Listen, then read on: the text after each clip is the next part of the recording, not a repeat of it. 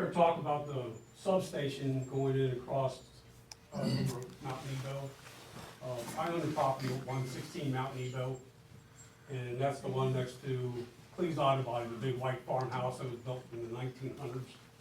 And that house sits approximately maybe 15 feet off the Cleves right away. So when I walk out my door, where you're sitting, Mr. Mayor, is where, well, it's not even, it's, the road's closer than that to the front of my house. And they're proposing to put a 10-foot fence on top of that hill with barbed wire on top of it with plastic slats. And I know Mr. Ray Hall's trying to do his best on that. So my issue is, they're telling us that, and what I'm gathering through emails with Duke, is Duke can do whatever they want to do.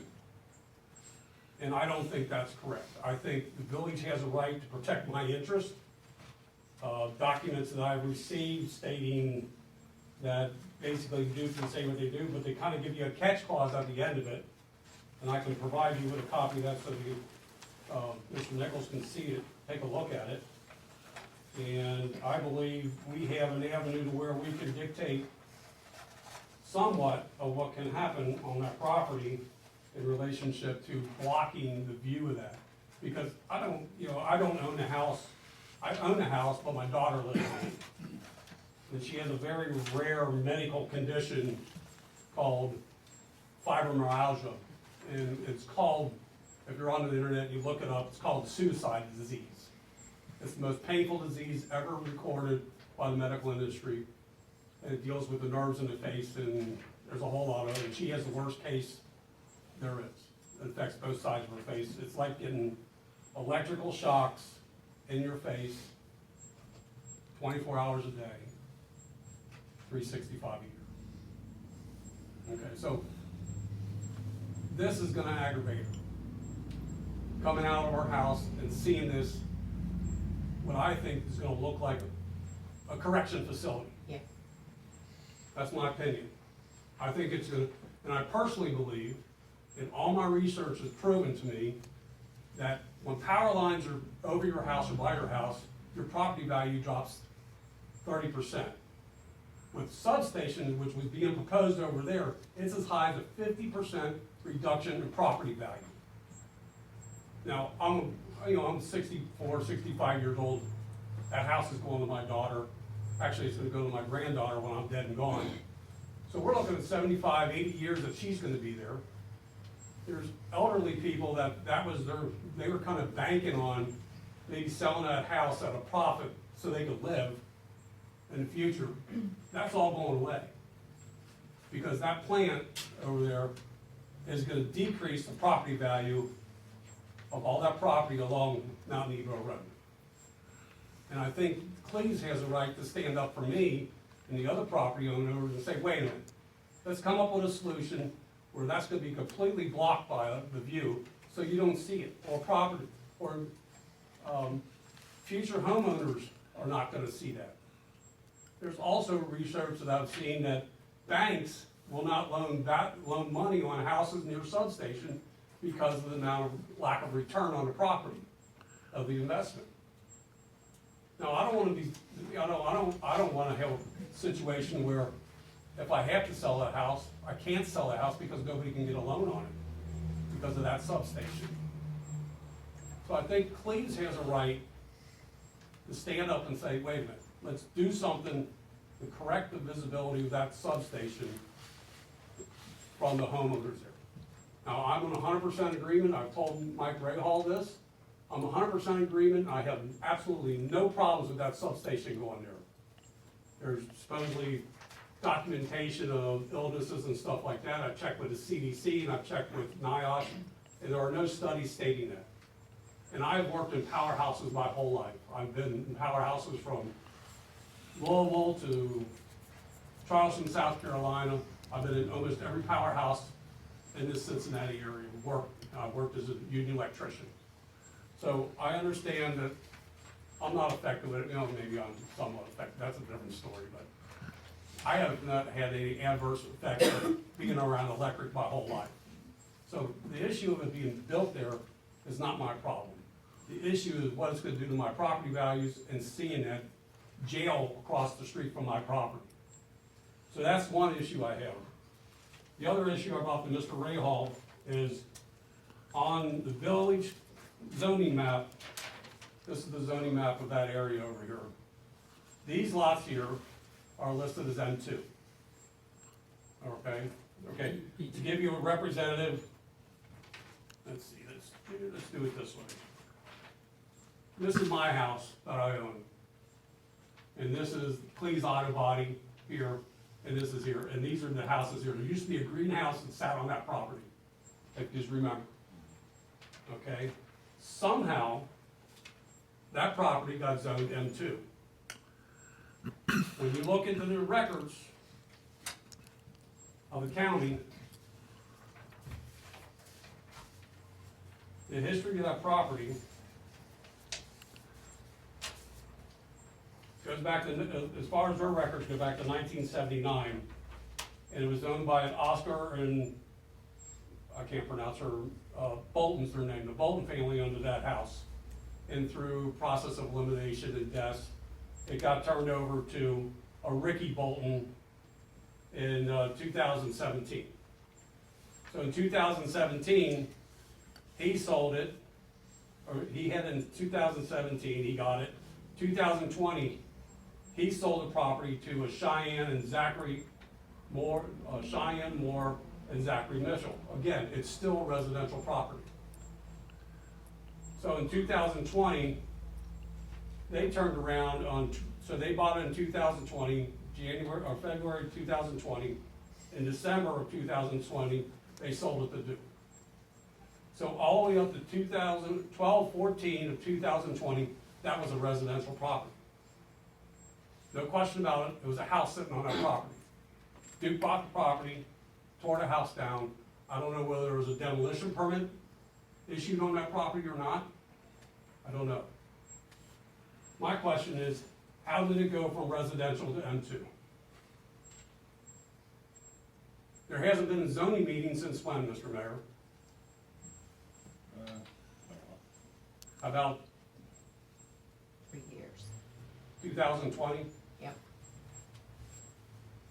Prior to all this happening. So where did it change from residential to M2? That's what I want to know.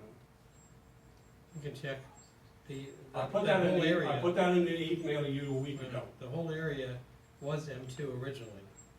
No, Until I've discussed this with it you. was changed to B2. We have maps from 95, I think, that says it was M2, that entire property. It was changed to B2 for the potential project that you talked about. Right, it originally, I don't know if I'm gonna use my, to give you a history of those lots. If you don't know, I used to be the zoning enforcement building inspector in Cleves back in the late 80s, early 90s. I did it for 7, 8 years. Okay, just a little history for you. These 3 lots here, I'm not gonna do this again. These 3 lots here were lots, those are ones that go up the long driveway. Okay, those were owned by the village of Cleves many years ago. And the people that owned this property here wanted those lots, so there's a swap of property. Your dad might even know about part of this, I'm not sure. So there's a swap of property. And the purpose of this was the person that wanted this property wanted to put a restaurant in there. And that's why, when you look into the classifications of that property, it was meant to be listed as, it's listed as B2. When you look at the B2 standards, it states to provide services for any activity along US 50, such as restaurant, Nothing about a powerhouse or substation. You got a little clause over here in this size, essential area, Essential services, essential services. which is what this is. But that's not why it was zoned that way. It was zoned that way for the purpose of putting a restaurant, a business in there. The intention of the law, the intention of the change was to put a restaurant in there, not a substation. I think we have a right to raise heck with them and find some way to where the public, the residents over there are involved in the decision of what can happen.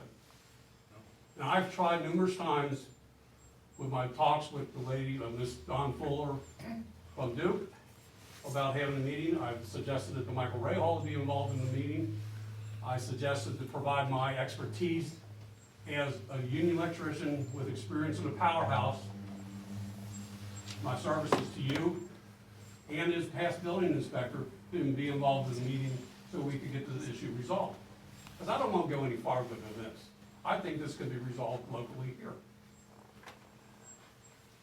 And we did have a meeting with Duke, and we did discuss, being able to put foliage trees that is gonna be very specific of what we could possibly plant there. You also have that slope going up, so, you know, depending upon where their power lines or their distribution and transmission lines come in and out of there, the ground grid that they've got. Well, So we spoke with them, and, you know, it'd be on the village to do the foliage and the maintenance on it. But we would have to work with them as this is being constructed to determine what we could actually plant there. Because we've got to, you know, you gotta be concerned with the height of it, the width, you know, the root system, things like that. So we did work with them, and to give you an understand how, do you understand how a ground system works? Ground grid? Okay, this is where I can help you out, and I can help council out on this. What they're proposing, what they originally proposed in their letters, they sent out a drawing, and they showed the whole property line. And the interpretation that I got from it was they were gonna fence the whole property in. And then they were gonna put the ground grid around it, and what it is, it's a ground grid that goes around the whole premises of the fencing.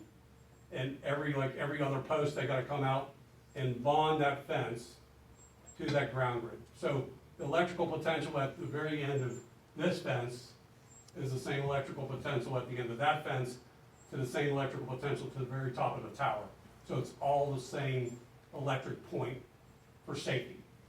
And believe me, if you break that ground grid, you could very easily electrocute somebody because of the way it works. It picks up the EMS forces that surrounds that plant. With that being said, they're gonna put what they call 4-aught copper wire, bare copper wire buried 18 inches down, and that copper wire is about the thickness of my finger. A lot of times it's solid, no tree root is ever gonna bother that. No tree. You can go down to the plant down here in Lawrenceburg, and they got foliage this far, growing up, bushes this far from the fence. So for them to tell you it's gonna interfere with the ground grid, no, it's not gonna happen. And what they say and what in reality is two different animals. But I think something needs to be done. I think we're at the point where we can get something addressed to where this doesn't have to go any farther. well, there was a purpose of the discussions with them, and to work with them as, when it gets closer to being built, we can go ahead and plant that. So we would work with them to determine what we can plant. Right, and the distances with the right of ways and all of that. And the last information I've received from them now, they've kind of backed off on fencing the whole property. It's supposedly gonna be a 200 by 400 fencing, that's gonna be 44 feet. There's a reason why they use that number I'll get to. 44 feet from the village corporation line, village right-of-way lines. That size plant, the way it's going in, has to be a minimum of 100 feet from any residential. Do the math. How far is it away from my house? 104 feet. Okay, I mean, they're not stupid people, but that gives you a buffer. So you're talking 40 feet there from the property line. So you got another 40 feet, so you got another, 20 feet before you even hit the easement of the Cleves? So they're very easy that you can plant something along there. So what I'm saying, you got 40 feet, ground ridge 25 feet out, so you've got another, 20, 30 feet, something like, whatever. There's more than enough space there to put up the foliage to block that view, block that facility from our property. So I just don't wanna make it look like it's a concentration camp, and I don't want it to affect my property value. Thank you.